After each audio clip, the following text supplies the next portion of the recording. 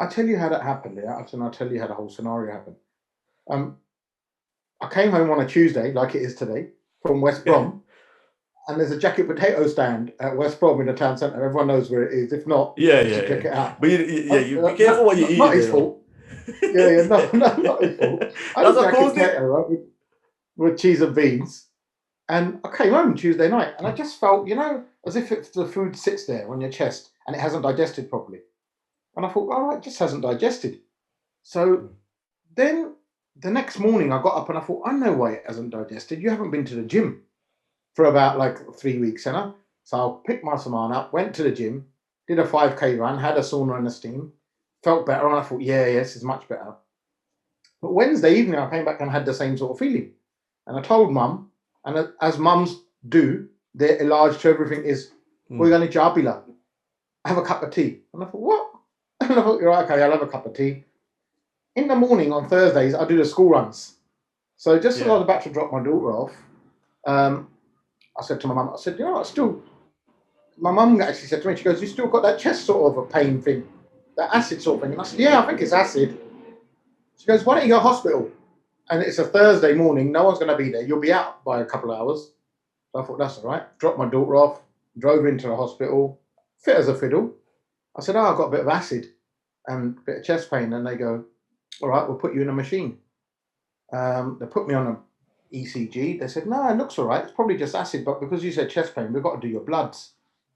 When the bloods came back in about half an hour, and I was laying there, I could see everything was kicking off. Mm. And they started mentioning a few words, and I started Googling them. And then I said, what's the matter? They go, there's something wrong with your heart. And I said, well, you better fix it because I've got to pick my daughter up at 2:30. They said, sit down, son. You ain't going nowhere. You're having a heart attack and you've been having one for 2 days. If you hadn't walked in today and given it 12 hours, you would have been like laying down, collapsed in the street somewhere. And as soon as they said that, I didn't know what to think. I just thought I was going to die. I thought I was going to die. I phoned my dad. I phoned my mum. I said, fucking, this is what's going on. Pardon the language. I said, this is It's all what's right. going on, Anna. I said, I'm having a heart attack. I think I'm going to die. And they said, we've got to take you into surgery now. Now. Mate, I'm not joking. My world turned to zero.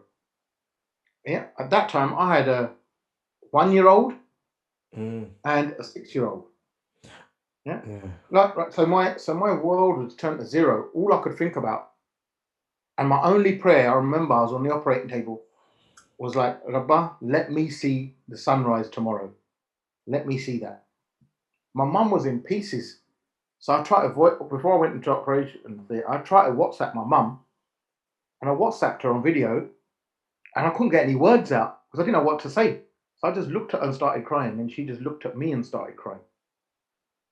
And I remember for about 10 minutes, we just looked at each other and crying without saying anything. Then I had to turn the phone off. And that was the hardest conversation I've ever had without having even said a word. Mm. So luckily for me, I was saved. And it was then when I was in hospital and the day I was getting discharged that I made that video because I had had all of that pressure on me, all of these thoughts. Believe me, hospital on your own is a lot of time to think. You have a lot of time to think about your life and reevaluate your life. And I made that video and I thought, you know what? I've got to tell all of these lads out there who are going to the pub regularly, who are carbying, like I've done, or not or neglecting their health, or thinking, don't worry about it, who are perhaps in their 30s and 40s, and we're not 21 anymore, Mm. and we're not working out or doing whatever. I've got to tell them, look, that this has happened to me.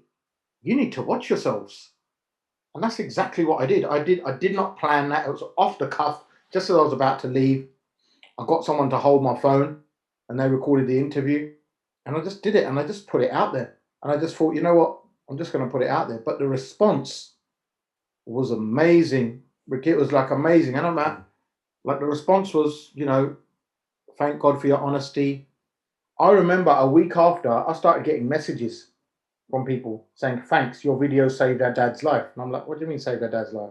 One said he was coming home from a wedding. A guy was coming home from a wedding, and his dad said, mera chest pain ya hunda. And he goes, all I remembered was what happened in your video. And he goes, I took him straight to Bristol Hospital. And he goes, they said, look, you know, you're having a heart attack. You need to be stented straight away. So they stented him. And he goes, you literally saved my dad's life. And I had about 4 or 5 messages like that. I also had messages from people who said, you know what, you're lucky. My brother went to hospital with the same thing, but he died in the waiting room while waiting to be seen. Now, or, you know, like my dad went to sleep and he never woke up and he had exactly what you did.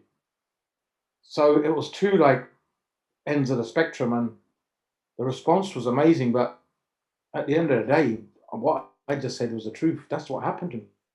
And I just don't want that happening to anyone else, especially people who've got young kids.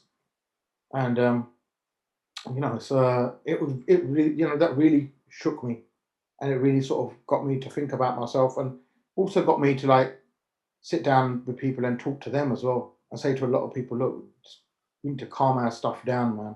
We need to calm our shit down, and we need to know that. You might remember something, and I said the video. I said, you know, people always say, always say, what will you do for your kids? And you say, you know what, I'd die for my kids. I'd take a bullet for my kids. But I realized that day, I don't want to die for my kids. I want to live for them.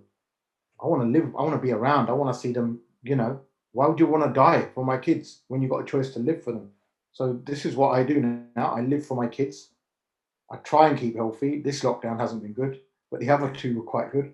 But you know, the weather stops you going out and walking and stuff like that. But yeah, I'll be back by the summer in good shape, and hopefully, you know, and just tell everyone, just look after yourself, man, because it literally was a drop dead moment. Imagine you as you are now, and you just walk in with a gas yahoya, and they say, Baya, you're having a heart attack. You could be dead in 12 hours, or you might not come out of this surgery alive.